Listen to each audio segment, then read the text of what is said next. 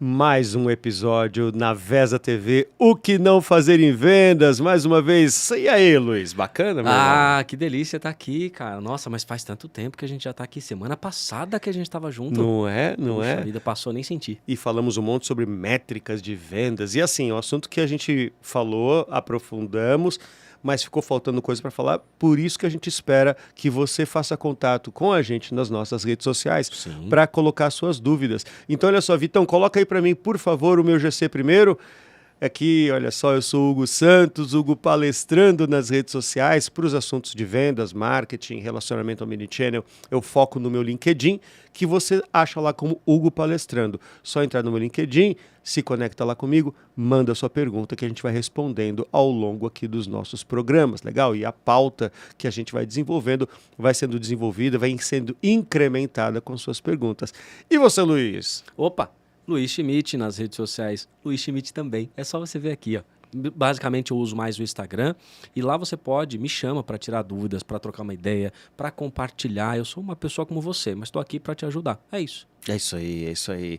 Muito bem, e o que não fazer em vendas, segunda temporada, né? Na primeira temporada nós tínhamos episódios ali de 15 minutos que passavam super rápidos e descobrimos já que os episódios que são o dobro do tempo agora na segunda temporada também passam muito rápido, né, Luiz? Quando o papo é bom, o tempo voa. Voa, vai embora, e é isso aí. Então é o seguinte, sem mais delongas, então, Vitão, coloca pra gente aí o tema do segundo episódio, segunda temporada do que não fazer em vendas, salário fixo, deixa o vendedor mole? Como equilibrar adicionais? Luiz, esse é um assunto sensível, né, meu irmão? É um tema já para chegar dando voadora na canela, assim, estilo Avatar. Tum, é logo um golpe. Por quê? Tem muita gente que pensa desse jeito, Hugo. Tem muito vendedor, tem muito gestor, tem muito dono de empresa que ele fala isso. Não, esse pessoal tá muito mole porque tá, né? Não vou pagar fixo, não. Será? Vamos discutir um pouco sobre isso? Vamos discutir sim. Como equilibrar o salário fixo, comissionamento e principalmente como é que eu gero no time o desejo por vender mais, o desejo por avançar. Exato. Vamos lá. Por favor. Aqueles que pagam salário fixo mais alto ou aqueles que pagam salário fixo mais baixo. Temos dois caminhos aqui. Sim. O que paga salário fixo mais alto, vamos definir, vamos fatiar aqui. Produtos de alto valor agregado, cuja necessidade desse pessoal trabalhar é uma necessidade que gera mais uma qualificação para quem vende. Então, muito provavelmente, eu vou ter que pagar um salário fixozinho um pouco mais alto. Não, mas aqui o vendedor que faz o seu salário, eu tenho oportunidades e tal. E nós falamos isso em um dos nossos episódios. Sim. Entendemos sim que o vendedor faz o salário dele. Mas vamos pensar o seguinte, o seu produto ele tem um ciclo de venda de 2, 3 meses. E se a pessoa não vai pagar carro, não vai pagar escola dos filhos? Então, se eu tenho uma pessoa mais qualificada, a vida dela também vai ter alguns outros custos. Ela precisa sair, ela precisa se vestir, ela precisa se locomover. Como que ela vai fazer isso? Ela vai fazer do próprio bolso, fazendo um investimento? Isso quer dizer que o teu produto, então, tem uma margem tão interessante que daqui 2 meses ele vai receber, vai conseguir pagar toda essa conta? Não é uma ilusão. Ninguém vai trabalhar com você porque a sua empresa é maravilhosa. Eu desejo muito trabalhar aqui, então eu vou investir 2, 3 meses da minha vida, o meu salário, meus filhos e tudo mais, para poder receber ali uma comissão que não vai pagar isso? Sabe que eu vejo que a gente fala muito sobre empreendedorismo, mas a gente fala muito sobre intraempreendedorismo também, né? E o vendedor, a vendedora, ele é um intraempreendedor nato, porque ele olha a sua profissão e a sua atividade como uma possibilidade de ascensão econômico-financeira. Sim. Legal? Daí vem a questão toda de que vendedores fazem o seu próprio salário. Isso é muito importante a gente olhar, por quê? Porque se eu sou um empreendedor, ou um intraempreendedor, da mesma forma que eu analiso um negócio de forma mais abrangente, quando eu analiso, e esse negócio mais abrangente tem que parar em pé, Sim. Tem que gerar lucro, tem que gerar prosperidade, tem que gerar avanço. Quando eu olho a minha posição de vendedora dentro da empresa, ela também para em pé? Nesse sentido, o que eu vou me esforçar versus as condições que a empresa dá para que esse esforço gere resultado, versus a grana que isso vai gerar, seja em remuneração fixa, invariável, remunera esse meu esforço e ajuda a empresa a avançar, estamos bem. Sim. É um modelo de vendas que a gente percebe que ele foi se desgastando ao longo do tempo, é o modelo, por exemplo, de representante de vendas. Sim. né? E representante de vendas é muito aqui. Tá aqui minha pastinha, Meu catálogo. meu catálogo, vende aí, te comissiono. Esse representante de vendas, ele tinha que dar seus pulos, Sim. porque ele, apesar dos compromissos gerados com as empresas, ele tinha que dar seus pulos. Por quê? Porque ele tinha que manter a empresa dele, tinha que manter o carro, manter os custos, pagar as contas, ter avanços ali. Se a representação aumenta, ele precisa começar a contratar gente. Então, o processo de vendas como um todo, a gente precisa olhar pela lucratividade da empresa, mas pela lucratividade desse vendedor, dessa vendedora, frente às expectativas, certo? E às ambições dele, né? Olha, conta simples. Ele vai ter que prospectar, ele vai ter que andar. Tá bom, mas o sapato dele tá com a sola furada, meu amigo. E aí, como é que ele vai fazer para comprar um sapato novo para prospectar? É isso. Vou trazer um segundo ponto aqui. O meu vendedor, ele não prospecta cliente grande. Ele tem, sei lá, receio de prospectar cliente grande. Tá bom, mas primeiro, ele não tem condição e você contratou alguém que não tem experiência para falar com alguém, não tem conhecimento de outros negócios, não tem um carro, não tem uma casa, não consegue colocar sua família numa condição boa. Como é que você vai querer que essa pessoa tenha mentalidade para conversar de igual para igual com um gestor que já viajou, foi para outros países, fala outro idioma e não sei o quê, se ele internamente ele fala, caramba, minha água tá para ser cortada.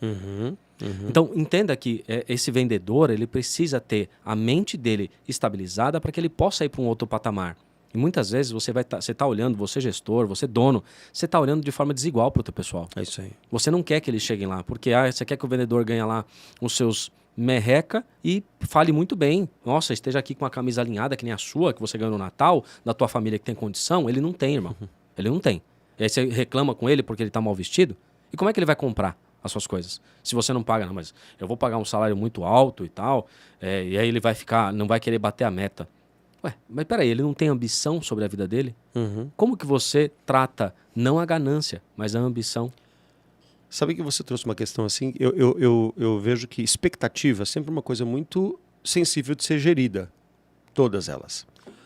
Quando o empresário tem uma visão muito fora do contexto do seu negócio, achando que o seu negócio é muito mais fácil. Não, nosso produto aqui é fácil de vender. A gente ouviu muito.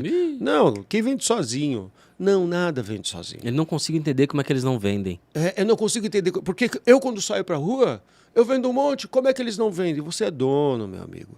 Dono é diferente. Você tem outras expectativas, outros compromissos e outras visões sobre o que você vende. Você tem outras possibilidades de decisão na frente do seu cliente. Até repertório de vida. Você tem Isso. Às vezes você chega para conversar com um cliente e ele tá lá com uma foto de Jericoacoara, mas você já foi em Jericoacoara, você sabe falar, puxa, que legal, aquela aguinha no pé, gostoso, né? Pô, que legal, calor, não é? Não sei o quê. Seu vendedor nunca saiu de Jabaquara. Como é que ele vai saber sobre Araquaquara?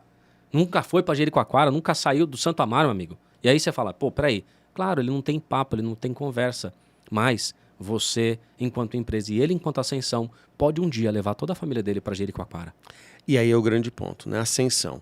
Aqui a gente não está pregando também assistencialismo, legal? Opa, claro. Porque, afinal de contas, a gente está falando que em vendas, a grande oportunidade da gente atuar em vendas é efetivamente se desenvolver dentro de vendas. E desenvolver finanças. Não, a gente não está pregando assistencialismo. O que a gente está falando aqui é o seguinte: existe a necessidade de ter um controle, uma gestão, certo? Entre as expectativas e ambições. Certo? Sim. Então, assim, quais são as expectativas que eu tenho do resultado dos meus vendedores?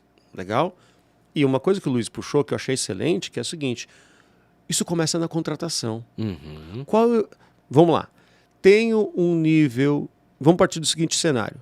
Tenho um nível de comissionamento bom, um nível de salário fixo não... Ok, beleza? Padrão de piso de mercado. Mas efetivamente desenvolvo a área de vendas para que ela tenha grandes resultados. Qual tipo de vendedora que eu vou contratar? Alguém que tenha ambição e consiga enxergar a possibilidade de crescimento sociofinanceiro dentro da empresa. Legal? Então, a ambição e não ganância, que são duas coisas completamente diferentes, é um componente absurdamente importante na personalidade de vendedores que precisam performar quantitativamente, qualitativamente em vendas. É isso mesmo, Luiz? Olha só, é fácil trabalhar com alguém que tem ambição? Não, não é fácil, gestor. Você tem que dar oportunidade para ele trabalhar, Condição, ferramenta, isso. acompanhamento, porque esse vendedor, essa vendedora que tem ambição, e se você não consegue, se a empresa, a estrutura não entrega, ele vai embora. E muito fácil. E ele não vai embora pelo salário. Às vezes ele vai embora pelo próprio ambiente, pelo ferramental, pela operação, pelo produto que às vezes é ruim, ele não quer colocar a reputação dele para vender uma coisa que vai ser uma coisa ruim para a própria carreira dele. Vendedor ambicioso pensa na carreira enquanto vendedor. Aí tem um outro ponto. E eu me orgulho muito de falar sobre isso, que uma das pessoas da minha equipe, ela chegou e a ambição dela era conseguir pagar as contas, morava de aluguel, ainda mora de aluguel, mas morava num lugar ruim. E aí eu falei para ela, olha só, ano que vem você vai estar morando num lugar melhor. Tua família merece mais. Você vai estar com um carro melhor. Cara, esse cara tá morando num apartamento. E ele muito feliz, falando, não tem barulho. Porque passava os caras falando, din, din, din, din, din, Nossa, conheço bem. filho, filha e tal, com gente usando droga no meu quintal. E eu falei, você merece mais. A tua família merece mais. Isso despertou nele um grau diferente de ambição. Aí eu falei, legal, agora é o seguinte, amigão. Você vendia 5, agora vai ter que vender 8, vai ter que vender 10. Seu padrão de vida mudou. A roupa mudou. Poxa, ele, no começo ele não tinha condição, agora tem uma camisa melhor, tá penteando o cabelo melhor. Pô, bacana, que bonito. E eu elogio, falo, você tá bonito, cara. Você ficou legal, parabéns pelo teu jeito, que bom. É assim que você tem que se apresentar. E aí, mostra para ele. Você chegou lá e falou um português errado. Corrige o português do seu vendedor falando, olha, você percebe quando você fala isso, o seu cliente vai querer desconto. E por que ele vai querer desconto? Porque ele acha você desqualificado. Se mostra mais qualificado, vai estudar. Opa, a pessoa mudou o jeito, melhorou margem. E aí você fala, que legal. Então, o acompanhamento dessa pessoa, quando eu tenho uma contratação, vamos imaginar o seguinte, ó, qual é o equilíbrio disso? Eu quero pagar um pouquinho menos, beleza? Então, eu vou precisar investir mais nesse treinamento para, com possibilidade e empenho daquela pessoa, ela poder chegar nesse patamar que você quer. E aí aqui a gente tem um outro nível. Quando ela chega nesse patamar, meu amigo, se o clima não é bom, se o produto não é bom, se não tem oportunidade de crescimento com bonificação ou com uma outra métrica que você possa colocar para incentivar, aí essa pessoa vai embora num outro patamar. Aí você treinou e entrega para o mercado pessoas melhores. Aí é o que a gente falou, não é assistencialismo. Você está treinando a galera e ela está indo embora. Vamos pensar no começo aqui, tá? No comecinho, para você acompanhar essa pessoa. Quero pagar menos? Tem que investir mais em treinamento e acompanhamento. Eu sei. Mas entenda, quais são as bases mínimas para isso? É um bom português, uma boa lógico-matemática? O que você precisa, o que o seu produto precisa na contratação para que essa pessoa tenha minimamente isso, beleza? Isso. A partir disso, vai para uma outra fase. Pode falar algo. Não, é excelente, porque assim, você está trazendo uma questão aqui, Luiz, que eu acho que é muito importante e é muito legal aqui quando a gente vai fazendo o que não fazer em vendas, nós temos um roteiro aqui, mas é muito da intuição que a gente vai recebendo na hora, assim, né, do bate-papo a gente vai desenvolvendo. Então a questão é a seguinte, sabe, tem um dado que é muito importante, principalmente para você que trabalha com vendedores jovens, vendedores ou atendentes, tá? A gente está falando de vendas B2B, mas de forma mais abrangente. Existe um dado que diz que 75% dos jovens que saem do ensino médio, né, eles saem com uma dificuldade de compreender informações que estão fora do seu contexto de vida. Ou o que eu estou querendo dizer com isso? Eles leem um texto, eles leem uma apresentação, eles leem um contexto que foge do que eles conhecem no dia a dia, eles têm dificuldade de compreensão. Isso, infelizmente, é o fruto da nossa educação pública deficitária. É esse jovem que você está recebendo na sua empresa.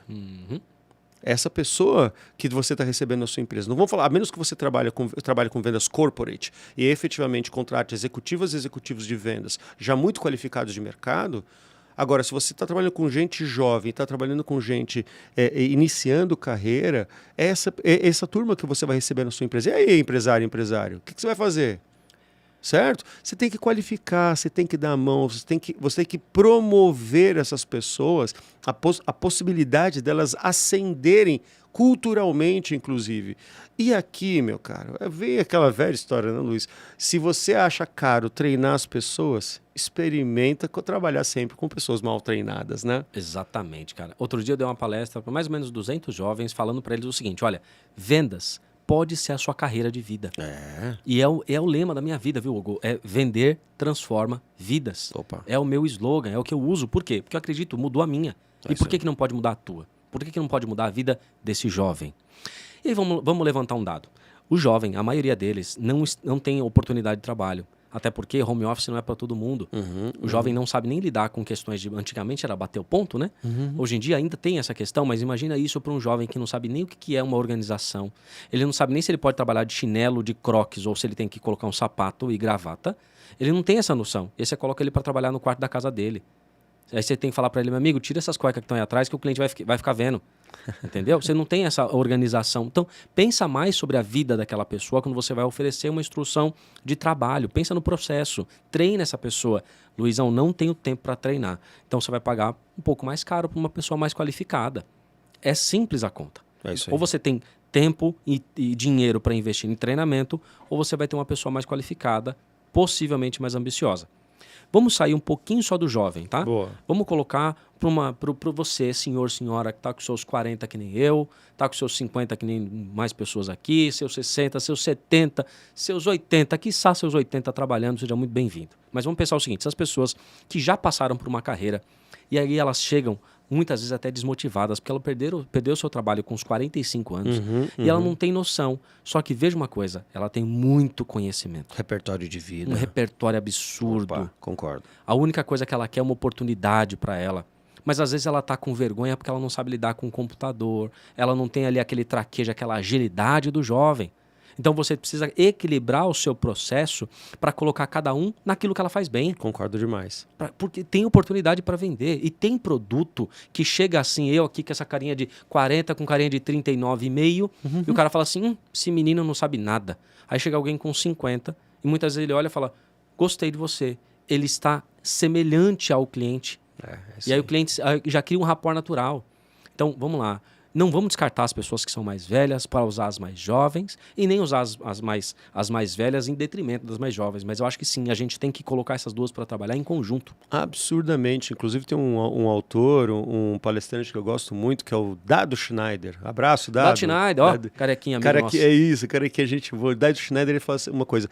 E eu falei isso outro dia numa palestra minha, uma palestra grande que eu falei sobre liderança. Dádiva geracional. Não crise geracional. Boa. É a primeira vez que nós temos 4, às vezes 5 gerações trabalhando numa mesma empresa.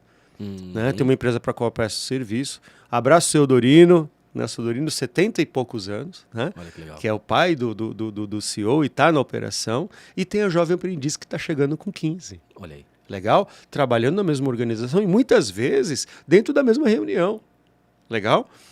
Então, quando a gente fala de dádiva geracional, e a gente percebe muito isso hoje, é que a complementariedade, né, de faixa de idades é fundamental. E em vendas B2B, que precisam dessa maior experiência, de uma maior calma, muitas vezes, de uma leitura de mundo diferente, é importante, sim, ter o 40, 50 a mais dentro da operação, para ele temperar esse processo. E aí, quando você falou da tecnologia, efetivamente promover essa troca de experiências entre eles, e de capacidades, e de desenvolvimentos. Né? E isso é muito bonito quando a gente vê dentro de uma organização. Tive essa experiência semana passada. Coloquei a menor aprendiz, que ela treinou SDR, para ela treinar um vendedor que chegou, o vendedor com 35, a menor com 17. Eu falei, você vai treinar ele. Olha o dobro. Você imagina a responsabilidade, a forma como ela recebeu isso. E ela me olhava com os olhos brilhando, falando assim, será que eu tô pronta? Eu falei, você tá pronta, você foi treinada, você vai treinar ele. Que demais. E aí ela treinou, se preparou, fez uma apresentação.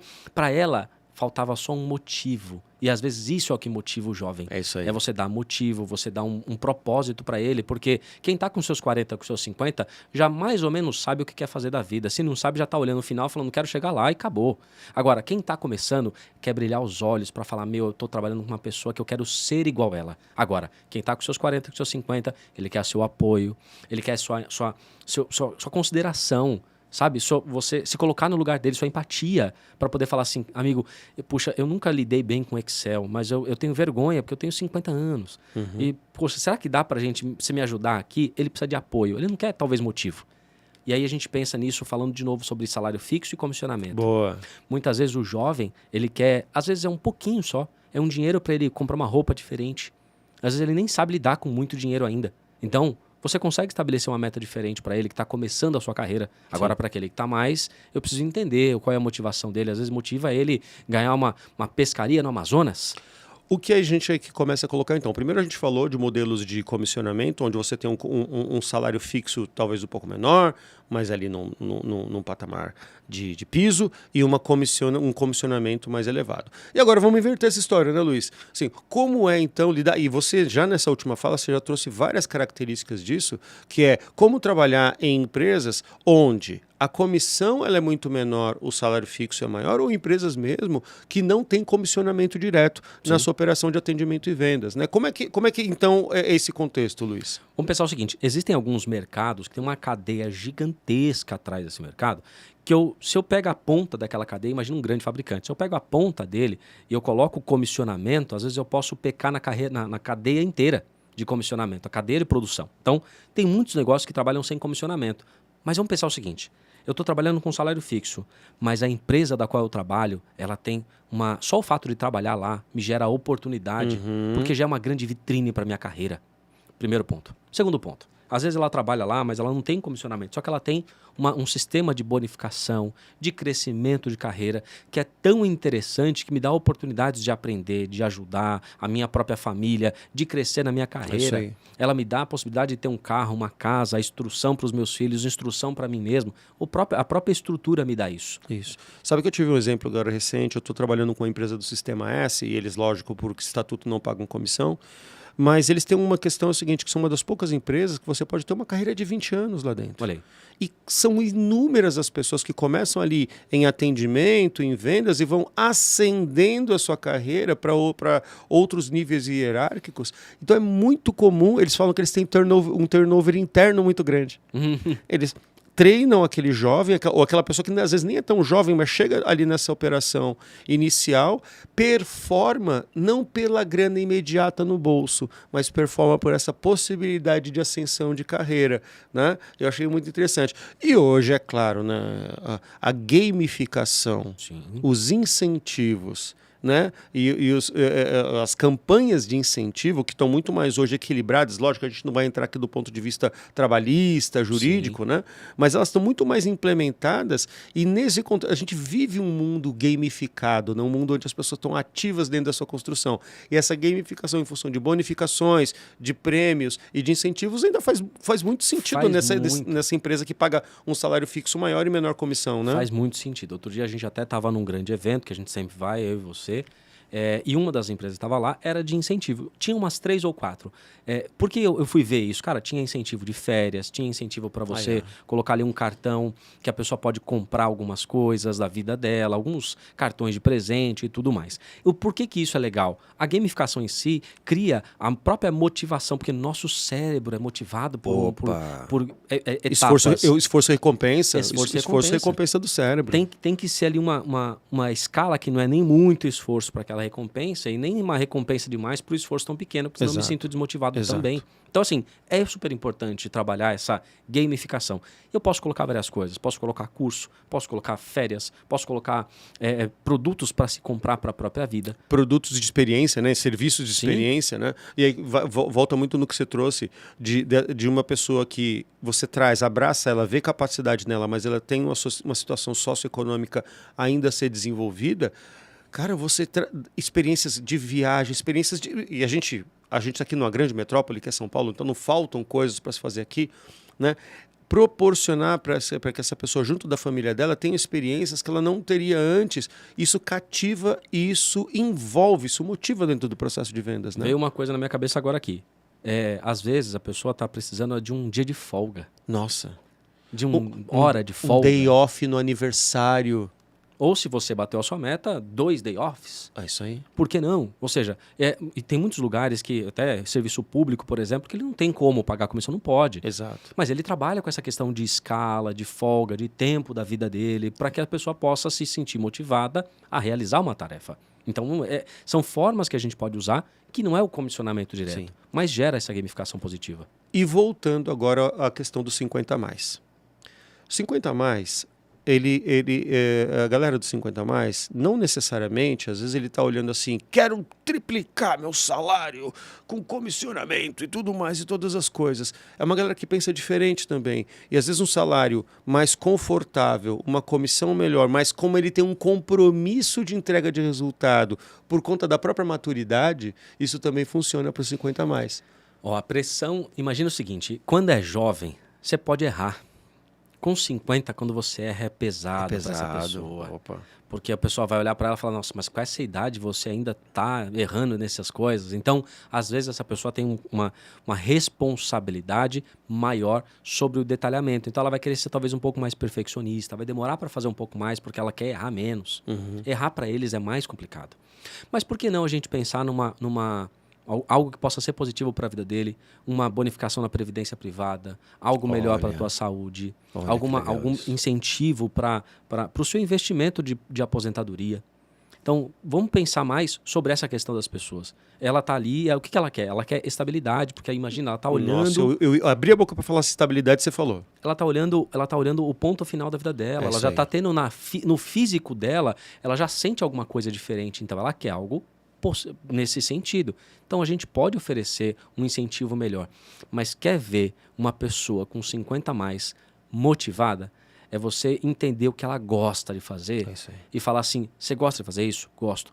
Põe ela para fazer mais. Eu tenho uma pessoa que trabalha comigo há muito tempo, 50 a mais também, e, nos últimos meses a gente está organizando evento. E essa pessoa adora organizar evento. Olha só. Mas ela está assim num nível de energia que... E olha, 50 a mais acorda cedo. 6 horas da manhã me mandando mensagem. Já estou aqui, estou fazendo e tal. Outro dia eu falei assim, bichão, vai descansar. Vai descansar. 8 horas da noite tá mandando mensagem, vai fazer um exercício, vai fazer esquece aí. Não, cara, que eu tô aqui, eu tenho uns negócios e tal, compromisso. Por quê? Porque gosta. É isso aí. Identifica o que gosta e põe, porque isso motiva demais. É isso aí. Só mais um quesitozinho. Claro. Só pra gente acabar. Aí, meu Deus, já deu tempo aqui. O tempo já cara, tá... Ô, Vitão, você tá acelerando o relógio aí, cara. Não, ele tá contando de 2 em 2. Caramba. Olha só, clima da equipe. Isso mantém as pessoas lá. Isso motiva. Se você pode oferecer dinheiro, pode oferecer tudo, mas se o clima for ruim, a pessoa vai querer sair. Então não pense só no salário fixo, na comissão. Pense no clima. É isso aí. Excelente, excelente. Olha só. Puxa, já acabou. Luiz, redes sociais suas para fazer perguntas sobre esses outros temas. Qual que é? Põe aí. Instagram, @Luiz Schmidt. Pode fazer pergunta. Eu vou abrir caixinha de pergunta toda semana para você interagir comigo e mandar perguntas e dúvidas para a gente tratar aqui. É isso aí. Você me acha no LinkedIn, Hugo Palestrando, vai lá, se conecta comigo, vamos conversar, vamos falar bastante. Esses são temas incríveis que a gente trata, o tempo passa muito rápido, mas tenha certeza que esses episódios são sempre muito feitos com carinho para você. E na próxima semana tem mais episódio inédito do que não fazer em vendas, né, Luiz? Tamo junto, um abraço para você, até semana que vem. Até semana que vem, gente. Valeu!